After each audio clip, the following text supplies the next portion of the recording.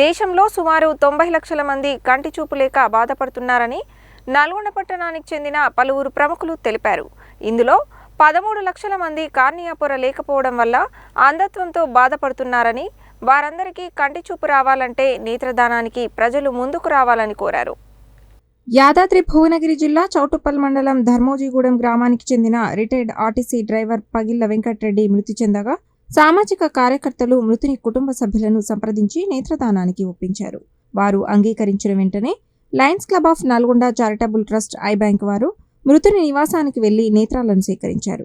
ఈ సందర్భంగా పలువురు పట్టణ ప్రముఖులు మాట్లాడుతూ కార్నియా పొర లేకపోవడం వల్ల అంధత్వంతో బాధపడుతున్న వారికి కంటి చూపు రావాలంటే కార్నియా మార్పిడి శస్త్రచికిత్స ద్వారా మాత్రమే సాధ్యమవుతుందని తెలిపారు. కార్నియా శస్త్రచికిత్సలు జరగాలంటే మృతి చెందిన వారి కళ్లను దానం చేయాలని చెప్పారు. ప్రతి సంవత్సరం 45,987 మందికి నేత్రదానం ద్వారా సేకరించిన కార్నియాలను అమర్చి కంటి చూపు తెప్పించగలుగుతున్నామని, మరోవైపు కొత్తగా ప్రతి ఏడాది 28,409 మంది కార్నియా పొర లోపం కారణంగా అంధత్వానికి గురవుతున్నారని చెప్పారు.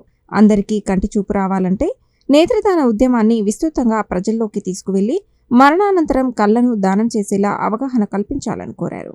మరణానంతరం నేత్రదానం చేయాలనుకునేవారు 9948143299 మొబైల్ నెంబర్లో సంప్రదించాలని తెలిపారు. నేత్రదానానికి అంగీకరించిన కుటుంబ సభ్యులకు Lions Club of Nalgonda charitable trust eye bank chairman KV Prasad, managing director doctor Harinath, manager doctor Pullarao, social media impact leader Yechuri Sailaja, coordinator Chirunamula Chandrasekhar, technician Jani, Indian Medical Association అధ్యక్షుడు డాక్టర్ దామోరే యాదయ్య తదితరులు ధన్యవాదాలు తెలిపారు.